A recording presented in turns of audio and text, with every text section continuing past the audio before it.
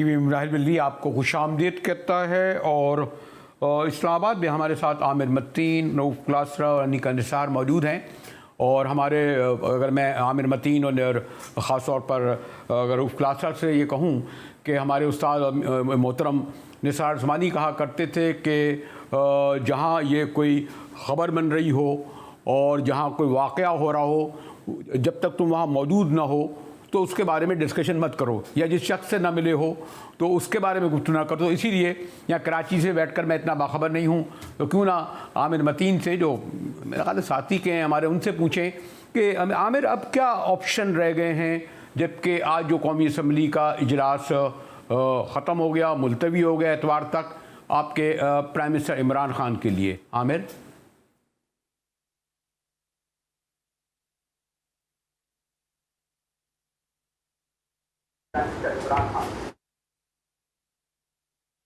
मुजाहिद, थोड़ी सी आवाज़ कम आ रही है आपकी, प्लीज़ इस स्टूडियो से कहिएगा आवाज़ ऊंची कर दें, जो मुझे समझ आई है आपकी सूरत हाल की। अभी दो रास्ते हैं सामने।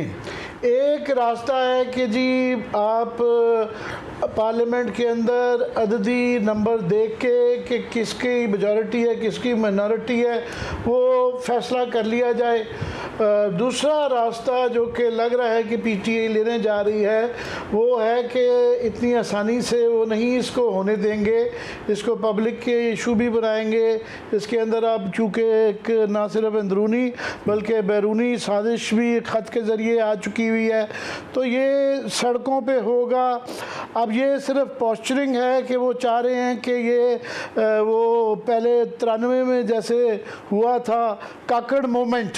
कि शायद उस तरीके से कोई प्रेशर इतना बड़े केओस का या वायलेंस का तो बीच में इस्टेब्लिशमेंट को आना पड़े कि जनाब ये मुकम्मल कर लें। और कल से ये खबरें ज़राए के हवाले से गैर मुसद्दका गर्दिश कर रही हैं कि जी फ़लाने ने फ़लाने से बात की, उन्होंने रद्द कर दिया, ये नहीं वो नहीं है। तो ये मुझे लग रहा है कि जिस तरीके से भी आप देखना चाहें, चीज़ें कोई इतनी पुरअमन होते हुए नज़र नहीं आ रही हैं कि ये अगर पास हो जाती है तब भी इमरान खान सड़कों पर जाएंगे, और अगर ये होने तक ही कुछ पता नहीं क्या बुलाया जाएगा। ये हमारी कुलीग निका भी जिक्र कर रही थी कि इतवार को इन्होंने इजलास भी बुला लिया, साथ में इशारे भी दे रहे हैं कि लोगों को शायद हम अपने वर्कर्स को रोक ना पाए, वहाँ पे आया जाएगा। सो ये एक आईनी कानूनी मसले से ज़्यादा अब एक सियासी और अवामी इशू बन गया है। जी मैं ख्याल सवाल करने की ज़रूरत नहीं है, आमिर ने कुछ थोड़ा सा बैकग्राउंड से बता दिया। बल्कि थोड़ा सा मेरा ये ख्याल भी है कि जिस तरीके से ये अलाइंस बना, जिन लोगों ने पार्टियां रहीं 3.5 साल, खुद हमारे भाइयों को 3.5 साल जब वजारतें थीं, या वो लोग जो बैठे रहे, जो लोग छोड़ के गए, यानी ये भी एक लोगों में एक आ रहा है कि ये मजाक समझ लिया है इन्होंने, अरकान असम्बली ने, वोट हमारे लेके आते हैं। एक फीलिंग है, मैं देख रहा था जनरल यारी है, मैं देख रहा था कि एक चल रही थी कि हमारे MKM के एक बड़े कुछ सीनियर रहनुमा थे, तो उनको एयरपोर्ट के साथ बड़ा गैर मामूली तौर पर लोगों ने कुछ शाउट किया उन पर। तो आप समझते हैं कि अभी आम आदमी इस बात के लिए तैयार हो गया है कि हाँ खान साहब ने डिलीवरी नहीं करा, महंगाई नहीं कर सकी, ये जाए, और ये अब पूरी अपोजिशन के साथ लोग खड़े हो गए हैं? रऊफ़ क्लासरा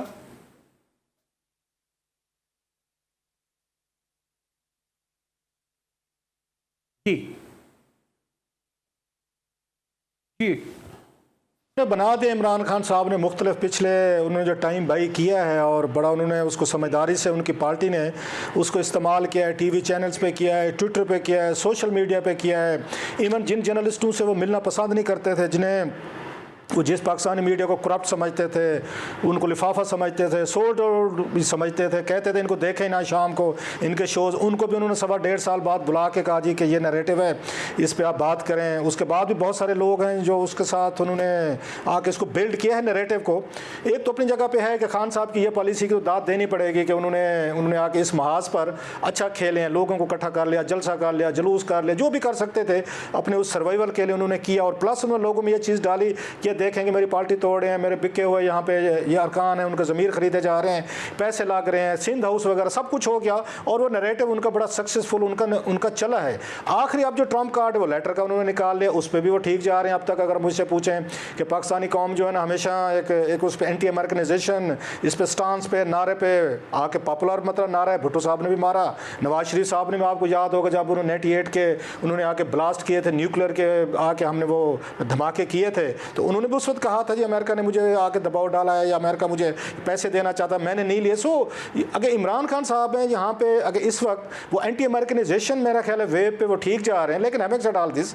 उसके बावजूद आज अपोजिशन ने जिस तरीके का उन्होंने आके अपनी स्ट्रेंथ शो की है, अब या तो ये कहें जी कि जिन्होंने आके कोई एक उनका 1-1.5 करोड़ जो वोट पड़ा है अपोजिशन को, या 172-76 लोग जो आज इकट्ठे किए, ये सारे अमेरिकन एजेंट हैं या इनको अमेरिकन ने पैसे दिए हैं, अमेरिकन ने सबको खरीद लिया। तकरीबन पूरा मुल्क जो है वो बिक चुका है, सबके ज़मीर बिक गए हैं और सिर्फ वो लोग इस वक्त बाज़मीर हैं जो इमरान खान साहब के साथ खड़े हों। या तो ये बात मेरा ख्याल है हो सकती है। तो लीगली तौर पर, कॉन्स्टिट्यूशनली तौर पर तो मेरा ख्याल है खान साहब जो हैं वो बैटल वो आके हार चुके हैं। वो सिर्फ अपनी अब जो लड़ाई लड़ रहे हैं नैरेटिव पे लड़ रहे हैं, एंटी अमेरिकनाइजेशन पे लड़ रहे हैं, एंटी वेस्ट स्टांस पे लड़ रहे हैं, अपने आप को एक उसको बड़ा लीडर के तौर पर पेश कर रहे हैं कि जो अमेरिका से आके टक्कर ले सकता है, जो पाकिस्तान को खड़ा कर सकते हैं, आपकी दुनिया भर में इज्जत बनवा सकते हैं। इस तरह के नारे आपको पता है दुनिया भर में सिंस एजेस यहाँ पे बड़े पॉपुलर होते हैं। जब भी लोगों को मज़हब के नाम पे, उनको नेशनलिज्म के नाम पे, उनके मुल्क की उसकी ग्रैंडर के नाम पे उनको उठाया जाएगा तो लोग तो उठते हैं। सो इमरान खान साहब जो नारे मार रहे हैं ये उनकी पर्सनल सर्वाइवल के लिए मेरा ख्याल बड़ा ज़रूरी है और उनकी पॉपुलैरिटी जैसे आपने कहा वो आने वाले दिनों में बढ़ती जाएगी। जो अब दोनों बड़े सीनियर लोग हैं, बल्कि मेरे आमिर तो मैं कह सकता हूँ कि लेकिन मैं साथ अगर अनी का आपसे ये पूछूं कि ये जो जैसे वक्त गुजर रहा है, मसलन इतवार तक चला गया, तो इससे हुकूमत को या ख़ुद प्राइम मिनिस्टर को फ़ायदा पहुंचेगा? क्योंकि अल्टीमेटली आज अब 172 हो गए, गिनती में तो साफ नज़र आ रहा है कि उनके बाद गुंजाइश कम है और अपोजिशन की यकीनन बेताबी और हो सकता है परेशानी भी हो। और सॉरी चीज़ हो जो आमिर मतीन जिस तरफ इशारा कर रहे थे, खुदा ना करे वो जो मैं टर्म इस्तेमाल कर रहा हूँ कोई एक्सीडेंट ना हो, इसको मैं वजाहत नहीं करूँगा क्योंकि कब 48 घंटे और हो गए, लोगों के सब्र का पैमाना, अब तो आम आदमी भी जो सड़क पर निकलो पूछता है। तो आप क्या समझती हैं ये जो वक्त जैसे से गुजर रहा है, जैसे जुमे से इतवार चला गया, इतवार के दिन भी क्या वोटिंग होगी या उससे आगे बढ़ेगा? इस दौरान बहुत सारी चीज़ें डेवलपमेंट हो सकती हैं ना अनीका?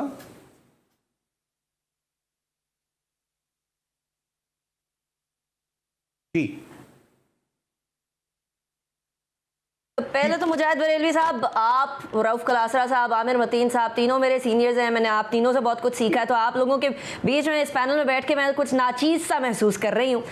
लेकिन इस नाचीज़ की थोड़ी सी गुजारिश ये है आपके सवाल के ऊपर कि एक तो संडे को, जिस तरह आमिर मतीन साहब ने भी कहा, अभी हम थोड़ी देर पहले ब्रेक में डिस्कशन कर रहे थे, रऊफ कलासरा साहब, मैं, आमिर मतीन साहब, आपसे कनेक्ट होने से पहले, कि संडे को ये इजलास जो है संडे तक मुलतवी हो गया। संडे को बन रही है 3 तारीख, एक तो रमज़ान की शुरुआत वहाँ से 3 को या 4 को जब भी होना है रमज़ान, तो वो वाला टाइम आ जाएगा। सेकेंडली संडे को एक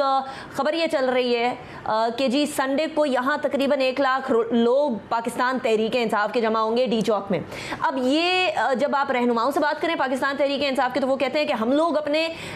जो जितने भी सपोर्टर्स हैं उनको रोकने की कोशिश कर रहे हैं कि वो इधर इस्लामाबाद का रुख ना करें, लेकिन वो अब इतने इज़्तिराब का शिकार हो चुके हैं कि वो आना चाहते हैं और इस्लामाबाद के अंदर आकर खान साहब की सपोर्ट करना चाहते हैं और दिल खोल कर सपोर्ट करना चाहते हैं। तो अगर संडे को वो भी होता है और अगर पाकिस्तान तहरीक-ए-इंसाफ के रहनुमा नहीं रोक पाते हैं और संडे को यहाँ इजलास भी होता है, तो मुझे लगता है the situation could get very ugly. और अगर सिचुएशन अगली हो गई तो पॉलिटिकल टर्मोइल, एक तो इंटरनेशनल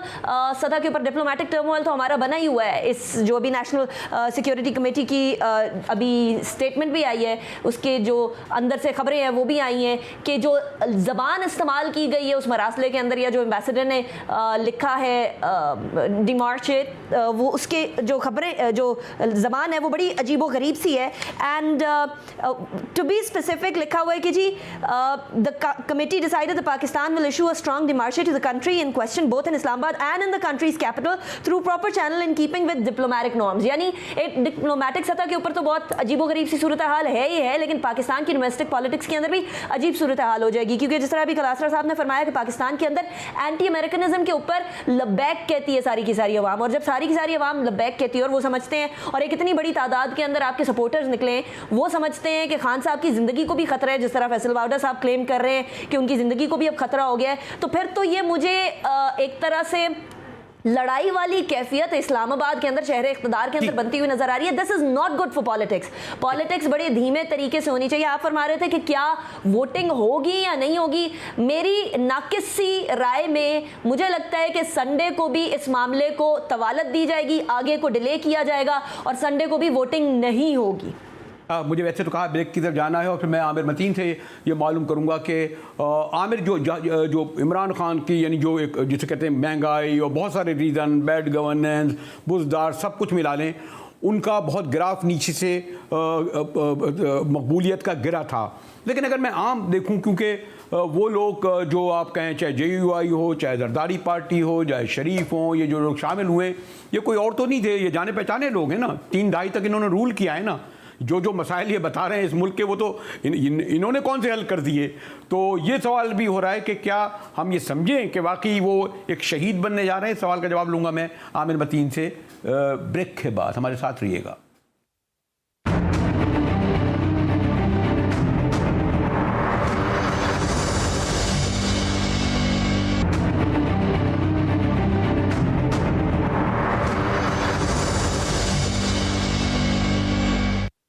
टीवी में एक बार फिर मुजाहिद बेलवी आपको खुशामदीद कहता है। इस्लामाबाद में हमारी पूरी ब्रिगेड मीडिया की बैठी है, रूफ लासरा, आमिर मतीन और अनिका। और वक्फा इतना आ गया कि हो सकता है आमिर आप वो सवाल मेरा याद ना हो, लेकिन अगर उसमें और एक इजाफा कर दूं, क्योंकि हमारे दोस्त रूफ लासरा ने कहा कि इमरान खान साहब जो बड़े मॉरलिटी की बात करते थे, उनको फिर एक एक के पास जाना पड़ा। हालांकि मेरा तो ये ख्याल है कि बहुत अच्छा होता कि जो उस दिन उन्होंने जलसा किया था, और हम एक्सपेक्ट भी कर रहे थे, अगर उस दिन रिज़ाइन देकर कह देते कि हाँ चले नए मैंडेट की तरफ जाते हैं, शायद वो ज़्यादा गेन कर लेते। वैसे तो मॉरल ग्राउंड पे मैंने ये भी जो हमारी हिज़्ब इख्तिलाफ खड़ी है, यानी ये 22 अरकान 63A, यानी बार बार हम लोग कहते रहे कि वफादारियाँ बदलने वाले, बिकने वाले, मैं लफ्ज़ तो वो लोटा वोटा इस्तेमाल नहीं करता, इनको एक्सेप्ट करके जमहूरियत की लड़ाई लड़ना और जीतना, यह भी कोई दावा जो हमारी PPP और नून लीग जो बड़ी है, इनको भी कोई अच्छा जेब नहीं देता। ये तो जी आमिर मतीन।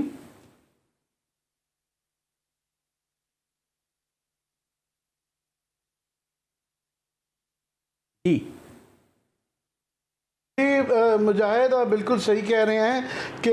यहाँ पे बदकिस्मती से पोलराइजेशन हमारे यहाँ इतनी हो गई है कि लोग दावा करते हैं कि एक तरफ शैतान है तो दूसरी तरफ फरिश्ते हैं। हालांकि ऐसी सूरत हाल नहीं है। इमरान खान पे हम और आप बहुत तनकीद करते रहे हैं, उनकी गवर्नेंस के, उनकी टीम पे, उनकी फाइनेंसिस की, बहुत ज़्यादा। मगर ये जो लोटे बनाए गए मुनहरफ अफराद, हालांकि अब उन्होंने वैसे एलाइज को इकट्ठे कर लिया है, वह पहले इनकी शक्ल दिखाई गई, फ्लॉन्ट किया गया, और जिस तरह परवेज़ इलाही ने कहा जी मैं देख के आया हूँ 12 बंदे हैं इसलिए मैं भी उनके साथ जा रहा हूँ क्योंकि हमने जीतने वाली पार्टी के साथ जाना है। तो उससे फिर ये मैं समझता हूँ उन्होंने थोड़ी सी अपनी पार्टी को ऑर्गेनाइज ज़रूर एनर्जाइज कर लिया है, जो कि जलसे से नज़र आ रहा था। मगर ये शहबाज शरीफ साहब पे भी तो बहुत ज़्यादा सवाल है ना। ये भी पाकिस्तान की तारीख में पहली दफ़ा हो रहा है कि एक आदमी ज़मानत पे है और वो ज़मानत किसी वक्त भी मनसूख हो सकती है, तो वो भी बड़ा एक शर्मिंदगी का मुकाम होगा। फिर उन इन्वेस्टिगेशनों का, नॉर्मली तो इस तरह की सीरियस जब इन्वेस्टिगेशन हो रही हो, जैसे TT केस है, चीनी केस है, तो आप ओहदे पे हों भी तो आप रिज़ाइन कर जाते हैं, तो उनको प्राइम मिनिस्टर बनाया जा रहा है। फिर इस तरह ही पीपल्स पार्टी में भी केसेस हैं, ओमनी वाला। और दूसरा ये है कि हमें ये श्योर नहीं है कि इमरान खान जो ये गलतियाँ कर रहा था, तो ये इन्होंने, क्योंकि हमारे यहाँ शेडो गवर्नमेंट तो होती नहीं है, कि ये क्या मुतबादल इंतज़ामात करेंगे जिससे हमारी इकॉनमी ओवरनाइट ठीक हो जाएगी, हमारा सब कुछ ठीक हो जाएगा। और लास्टली इस वक्त दुनिया भर की, आप मुझसे बहुत ज़्यादा गहरी नज़र रखते हैं, सियासत बदलने जा रही है कि दुनिया एक नई कोल्ड वॉर में जा रही है और एक फाइनेंशियल ऑर्डर चेंज हो रहा है कि जो इजारादारी डॉलर की थी 78 साल बाद, वो चीन और रूस तोड़ने की कोशिश कर रहा है और हर मुल्क अपने मुफाद के मतलब उसको मिल कर रहा है, उससे फ़ायदा उठा रहा है, हमारे हमसाये भारत समेत। तो क्या इन हालात में, ओवरऑल मैं बात कर रहा हूँ, ना इमरान खान ना हैं शहबाज, क्या हम कर लेंगे कि अपने ऐसे मौके से फ़ायदा ना सिर्फ कि अच्छी पॉलिसी बना सके, फ़ायदा उठा सके? ये जो आमिर बात कर रहे थे, मैं अगर रहूँ ये कहूँ ना कि हम शायद इमरान खान की जो एक शख्सी, मैं आमदियत का लफ्ज़ नहीं करूँगा, जो एक शख्सियत में हर जगह मसलन जिद कर दी नहीं जी बुजदारी होगा तो, और जो उनका स्टाइल था अपना अच्छी जमहूरियत, लेकिन ये देखें ना एक ऐसा MNA जो बाकायदा जिस पर मर्डर का केस है, जो मफरूर हुआ, जिनके ख़ानदान वालों के पास यहाँ हमारे CM वजीर गए कि हम करेंगे, उसको दुबई से ला के, ये मेरे ख्याल 172 जो वोट हुए शायद उसमें शायद उसका भी शायद शामिल हो। यानी आप एक एक वोट के लिए इस तरह कर रहे हैं, तो ये जो हमें और आपको, चले ठीक है सियासत में लोग कहते हैं जी ना दिल होता है, शफाक होती है, लेकिन इतने पढ़े लिखे लोग यहाँ मौजूद हैं इनके साथ, चले मैं बाकी कह करता हूँ, तो यहाँ तक भी तो आ गई है रऊफ क्लासरा पे। सॉरी टू से आपका मीडिया, कुछ हमारे उन लोगों ने तो ऐसी आंखें बंद की हुई हैं कि शायद वो ना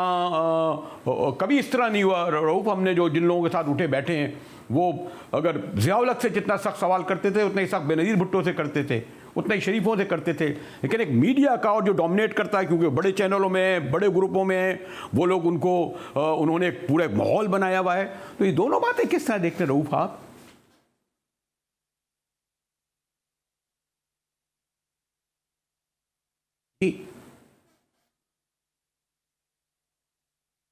पहले ज़रा थोड़ी सी मॉरल साइड पे आते हैं। अभी आमिर भाई कह रहे थे कि ये शहबाज शरीफ साहब हैं वो ज़मानत पे हैं, बिल्कुल ऐसे हैं, जेल में भी रहे हैं, ज़मानत पे भी हैं, बड़े संगीन केसेस हैं, मनी लॉन्ड्रिंग के, TT के, उनके बेटा भी है हमजा साहब जो हैं वो भी हैं, पूरा तकरीबन फैमिली जो है इस वक्त ज़मानतों पे है। तो ये मेरा ख्याल है पहले नहीं है, अगर मैं गलत नहीं कह रहा तो आप मुझे करेक्ट कीजिएगा इफ़ आई एम रॉन्ग। जो मुझे याद आ रहा है यूसुफ रज़ा गिलानी साहब भी उसी पे थे, ज़मानत पे थे, वो वज़ीर आज़म बने थे, मुझे याद पड़ता है। इसके बाद उन पे केसेस थे, नैब ने उनको सज़ा की थी, उसके बाद ज़मानत करा के वो बह रहे थे, और जब वो वज़ीर आज़म पाकिस्तान थे उस वक्त उनके केसेस ख़त्म हुए थे, फिर रिमेंबर करेक्टली नंबर 1। उसके बाद राजा परवेज़ अशरफ साहब थे, आपको याद होगा, उन पर भी केसेस जो है वो चल रहे थे जब वो वज़ीर आज़म पाकिस्तान बने थे, उन पर भी नैब पे के ये केसेस है, वो रेंटल वो जो स्कैंडल वगैरह आया था उन पर भी था। इससे जनाब मुशर्रफ के दौर में अगर आप जाएं तो उस वक्त ये हमारे जो उन्होंने इंटीरियर मिनिस्टर बनाए थे यहाँ पे, ये जो थे आफ्ताब शेरपो साहब, उन पे भी उस वक्त वो केसेस भी थे, वो ज़मानत पे भी थे, और आपको याद होगा नैब जो है वो रिकवरीज करा रहा था, और उनके वो जो थे ब्रॉड शीट स्कैंडल में, तो ब्रॉड शीट ने $100 मिलियन उनके न्यू जर्सी में वहाँ से उन्होंने उनको आके ढूंढ के दिए थे। तो पाकिस्तान का इंटीरियर मिनिस्टर जो है वो भी ज़मानत पे था। सो पाकिस्तान की जो पॉलिटिकल हिस्ट्री है वो इतनी यहाँ पे बुरी है कि हम किसी पे फ़ख्र नहीं कर सकते कि कोई वज़ीर आज़म तो चले आपको मिल जाता होगा जो आता होगा जिस पे कोई केस ना हो, जिस पे उंगली ना उठा सके। तो मुझे तो उसमें अगर पास्ट में जाएँ तो सिर्फ 2 लोग ही नज़र आते हैं आपको, या तो भुट्टो साहब पे उस वक्त कोई फाइनेंशियल कोई इशू नहीं थे जब वो आए थे वज़ीर आज़म बने, या फिर हमने देखा जुनैजो साहब जो थे उन पर भी कोई फाइनेंशियल उस वक्त के अगेन उस पर कोई इल्ज़ाम नहीं। बाकी तो आप देखिए 85 के बाद तो पाकिस्तानी कौम, मैं तो हमेशा कहता हूँ, तो लिखता भी रहता हूँ सर, कि यहाँ पे ना मोरालिटी पे आप वोट डालते हैं, मोरालिटी पे वोट डाले जाते तो मेरा ख्याल इमरान खान साहब वज़ीर आज़म ना होते आज, अगर मोरालिटी इश्यूज़ होते। मैं अब उसमें डिटेल में नहीं जाना चाहता। अगर करप्शन पे अगर वोटिंग होती है इस मुल्क में, यहाँ पे करप्शन पे सेंसिटाइज होते और हम अपने आप को बड़ा मुज़्ज़िज़ समझते हैं कि हमने करप्ट लोगों को नहीं बनाना, तो गिलानी साहब वज़ीर आज़म ना होते, राजा परवेज़ अशरफ साहब ना होते, नवाज शरीफ साहब ना होते, ये जरदारी साहब, बल्कि जरदारी साहब को मैं भूल गया, जेल से इनको बुला के गुलाम इसाक़ खान साहब ने 93 में इनको केयर टेकर हुकूमत में उनको वो दिया था,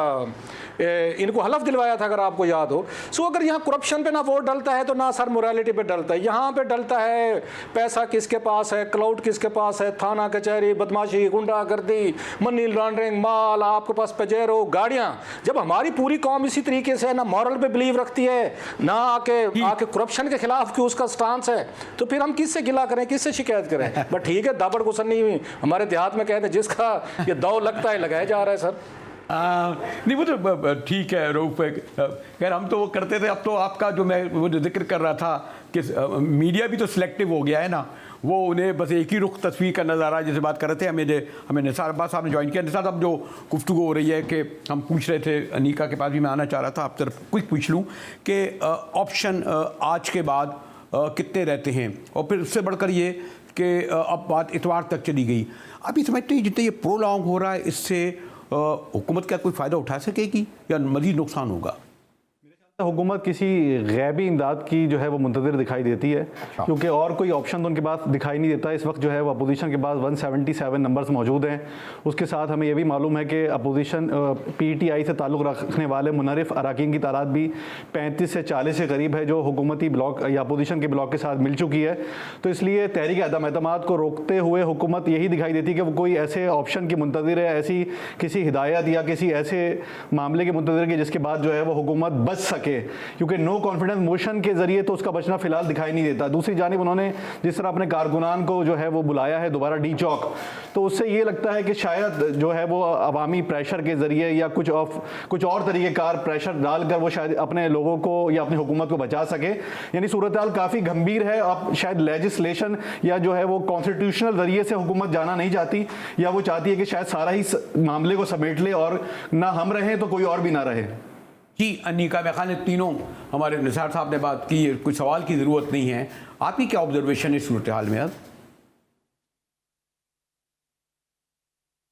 जी अनिका।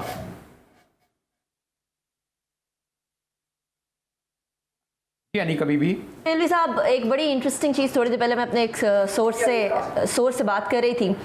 बड़ी इंटरेस्टिंग सिचुएशन डेवलप हो रही है अभी जैसे हम बैठे हुए हैं, और सिचुएशन ये डेवलप हो रही है कि 7:15 बजे प्राइम मिनिस्टर का खिताब होना था और वो खिताब रिकॉर्डेड था या रिकॉर्डेड होना था, लेकिन खबर ये आ रही है कि खान साहब ने रिकॉर्डेड खिताब करने से मना कर दिया और अब वो लाइव खिताब करेंगे। और जो नेशनल सिक्योरिटी कमेटी की ने जो इंडोर्स किया है इस खत को, उसके तनाजुर में कोई बड़ा फैसला लेने जा रहे हैं। और ये खिताब जो होगा इसके अंदर कोई इंक्वायरी की बात भी हो सकती है, कोई इन्वेस्टिगेशन भी हो सकती है। अब इसके बारे में तो हमें तब पता चलेगा जब खान साहब खिताब करेंगे, लेकिन ये बात वाज़ेह हो गई है कि खान साहब ने रिकॉर्डेड खिताब करने की बजाय लाइव खिताब करने के ऊपर इंसिस्ट किया है। और वो नेशनल सिक्योरिटी कमेटी के अंदर जितनी बातें हुई हैं, जो एंडोर्समेंट ऑफ द लेटर हुई है, उसके बाद सिनेरियो चेंज होता हुआ नज़र आ रहा है। और अभी पाकिस्तान तहरीक इंसाफ के केडर्स के अंदर भी आज जो दोपहर से लेकर शाम तक मैं पार्लियामेंट में मौजूद थी,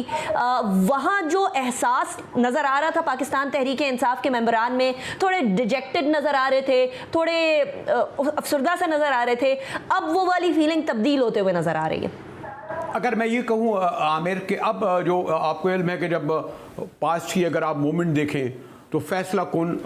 हमारे जो ट्राइका जो सो कॉल्ड हो गई थी, उसमें दो ही करते थे, एक प्रेसिडेंट और एक हमारा पिंडी वाले। पास्ट में जितनी भी जो कुछ हुई, आज सूरत हाल क्या है? प्रेसिडेंट तो चले इनका अपना है। अब जो प्राइम मिनिस्टर खिताब करने जा रहे हैं गालिबन 7:45 बजे, अब से 10 या 15 मिनट बाद, जिसे कहते हैं, मैं लफ्ज़ कोई तुरुप का पत्ता वगैरह ऐसा आम लफ्ज़ इस्तेमाल नहीं करना चाहता, क्या अभी तक वो जो हम जिसको बार बार जिक्र करते हैं बेचारों का, यानी वो तो लफ्ज़ ऐसा हो गया हर कोई सड़क वाला भी जान गया, इस्टेब्लिशमेंट जिसे हम कहने लगे थे, कोई एम्पायर कहने लगे थे, अब वो क्या देखिए पाकिस्तान कोई बैराना स्टेट तो नहीं है, मुल्क की सिक्योरिटी का मसला है, हम एटमी क़ुव्वत हैं, बड़े यानी रीजनल जो सूरत हाल है वो बड़ी भयानक है। इधर अफ़गानिस्तान है, उधर ईरान है, अभी मैं बाहर से भी आया हूँ तो देखा। तो ये इतनी आसानी से क्या आप समझते हैं कि जो हमारी मिलिट्री इस्टेब्लिशमेंट जैसे कह लें, इन सियासतदानों पर छोड़ देगी कि ये 24 घंटे 48 घंटे 52 घंटे गुजारते रहें, सड़कों पर आएँ, चिल्लाएँ, जो चाहे करें? आमिर?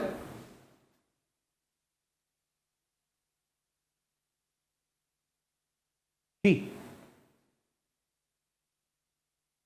जी मुजाहिद, वो 1990s में तो आपको पता है बड़ा क्लियर होता था, इस्टेब्लिशमेंट एक हुकूमत को फारिग करती थी, सबको पता होता था कि इस दफ़ा अब ये पार्टी नहीं आएगी, दूसरी पार्टी आएगी, तो वो दूसरी पार्टी आ जाती थी। अभी 2 गवर्नमेंट्स ने, बल्कि आप 3 कह लें, मुशर्रफ वाली भी डाल लें, 5-5 साल मुकम्मल किए। इमरान खान को अब 3 साल बाद ये जो फारिग किया जा रहा है, और उसके अंदर जो शुरू में मुनर्रफ अफराद या लोटे कह लें या जो भी है, और सिलेक्टेड, उनका कहना कि वाकई ये सच भी है कि वो पहले सिलेक्टेड नहीं हैं, पहले भी बहुत सिलेक्टेड ही होते रहे हैं तकरीबन यहाँ पे। तो वो अब सोचना ये है कि वो इस तरीके से नज़र आ रहा है कि जाने नहीं लगे। अब इमेजिन करना मेरे लिए या आपके लिए कि वो तुर्क का पत्ता क्या होगा अब ये लाइव शो के अंदर, तो वो कुछ भी कर सकते हैं। वो जिस तरीके से उन्होंने जलसा किया और जिस तरीके से ये लेटर आया, तो इसको सिर्फ नेशनल इशू नहीं बना दिया, इसको एक एक इंटरनेशनल इशू भी बन गया है कि चाइनीज़ एम्बेसी का भी आ गया है, पता नहीं कल को रूस वाले क्या कहते हैं, कल को अमेरिका वाले क्या कहते हैं, तो वो कुछ भी कर सकते हैं। एमरजेंसी फॉर एग्जांपल लगा दें, चाहे आप और मैं कहें नहीं लगा सकते, वो कहें जनाब इस वक्त बहुत ज़्यादा पाकिस्तान की जो है उसको बका को ख़तरा है और बैरूनी साजिश हो रही है, तो वो अदालतें बाद में चाहे फैसला करती रहें, आप और मैं उनसे बहस करते रहे, तो वो कुछ भी सोच सकते हैं। मगर ये क्लियरली है कि वो बहुत डेस्परेट हैं और वहाँ उनके इर्द गिर्द बहुत हर इस तरह के लोग हैं वो जो आपसे और मेरे से बहुत ज़्यादा इस तरह की तरकीबें और बहुत बहुत आला किस्म की सजेशंस दे सकती हैं। हाँ, मैं रऊफ़ के पास ज़रा बाद में आऊँगा। जैसे अगर आपसे क्विक पूछ लूँ, वही जो मैंने सवाल किया था ज़रा इससे गार्डेड लफ्ज़ में, क्योंकि एक अच्छी बात नहीं हम करें कि यानी मैंने कहा ना कि जो इस वक्त पाकिस्तानी रियासत कोई जो हमें जो जिन क्राइसिस का शिकार है, जो अड़ोस पड़ोस में हो रहा है, जो उधर बाहर लड़ाई लड़ी जा रही हैं, और अमेरिकन, हाँ आप देखें ना, वो तो जो बाइडेन जैसे हो गया, उसने रूस के प्यूटन को कही दिया था इसको मार दो, ख़त्म कर दो, यानी इतना बाद में उसको किया। तो ये रुटलेस तो रहा है। अब खैर पास जैसा अमेरिका नहीं, या वो फोर्सेस इतने इन्फ्लुएंशियल नहीं, लेकिन हमारे जो एक ही अब हमारे पॉलिटिकल पार्टी तो हमारी लिमिटेड कंपनियां बन गई हैं। अब पता है कौन सी पॉलिटिकल पार्टी, न कमेटी बैठती है, न कोई इजलास होता है, न कोई पूछगछ होती है, वही घर में बैठ के सब बैठ जाते हैं। एक ज़माने में ऐसा फैसले कराना आसान थोड़ी होता था। मुझे इल्म है कि जब नेशनल पार्टी ने पीपल्स पार्टी की गवर्नमेंट छोड़ी थी, तो बिदिन जो वली खां सारी रात बैठे रहे, तब जाके फैसले होते थे। अब तो ऐसे ही बैठ के फैसले होते हैं निसार साहब। तो इसमें कोई रोल? जी, अब जो इंटरनेशनल सिनेरियो है उसमें हम देख सकते हैं कि रशिया का, चाइना का इन्फ्लुएंस बहुत बड़ा है, और ये पुराना दौर नहीं है कि जब अमेरिका ओनली सुपर पावर होती थी। अब अमेरिका हम कह सकते हैं कि रीजनल पावर की पोजीशन में आ चुका है, क्योंकि पाकिस्तान के इकोनॉमी और पाकिस्तान की दिफा का अमेरिका पर और यूरोप पे बहुत ज़्यादा इन्हिसार है। लेकिन इसके साथ साथ हम अपने पड़ोसियों को, जो ईरान की सूरत में है, जो चीन की सूरत में है, जो अफगानिस्तान की सूरत में है, उसको नज़रअंदाज नहीं कर सकते। इवन रशिया को भी नज़रअंदाज नहीं कर सकते कि रशिया भी एक तरीके से हमारा नेबर है, कि वहाँ पर एंटी अमेरिकन, यानी ये पूरा एंटी अमेरिकन ब्लॉक की सूरत में ये रीजन जो है वो शिफ्ट हो चुका है। इवन ये कि आप यूक्रेन जंग में देखें कि अरब कंट्रीज जो बिल्कुल अमेरिका के जो तुफैली बने होते थे, उसमें सऊदी अरब और अमारात ने बाइडन की कॉल लेने से इनकार किया है। यानी ये पहली बार हुआ है कि उनको ये एहसास हुआ कि उनकी जो सिक्योरिटी है वो अब अमेरिका पर डिपेंडेंट नहीं रही, जिस तरह अमेरिका ने यूक्रेन को तनहा छोड़ा है। तो पाकिस्तान के अंदर भी चाइना इन्फ्लुएंस कर चुका है, चाइना का इन्फ्लुएंस बढ़ा हुआ है। और आज आप जिस तरह चाइनीज वजीर खारजा ने अपना बयान दिया है, उससे ये लगता है कि अभी सिचुएशन और गंभीर हो गई। और वो बात सही है कि अब ये सिचुएशन लोकल नहीं रही बल्कि इंटरनेशनल बन चुकी है, और अब इंटरनेशनल प्लेयर्स भी इसमें उतरेंगे, उनके बयानात भी आएंगे। और अभी खान साहब क्या ऐलान करते हैं, ये खुद एक बहुत अहम सूरत इख्तियार कर चुका है। दूसरी बात, कल मैंने कुछ जगहों पर सफ़र किया, कुछ लोगों से मुलाकात की, तो खान साहब का ये नैरेटिव बहरहाल पाकिस्तान में पॉपुलर हो रहा है कि पाकिस्तान की फॉरेन पॉलिसी, पाकिस्तान के इंटरनल अफेयर्स में पाकिस्तान को सोवन होना चाहिए, पाकिस्तान को खुद मुख्तार होना चाहिए, और किसी को ये राइट नहीं होना चाहिए कि वो पाकिस्तान के ऊपर अपने फैसले मुसल्लत करे। जी, निसार साहब और आमिर रऊफ़ क्लासा निका हमारे साथ हैं। GTV की खुसूसी नशरियात, ख़ास तौर पर जो इस मुल्क में हालिया दिनों में पाकिस्तान की सियासी तारीख़ का इंतहाई गंभीर बहरान है, उस पर हमारी गुफ्तगू जारी है। हमारे साथ रहिएगा।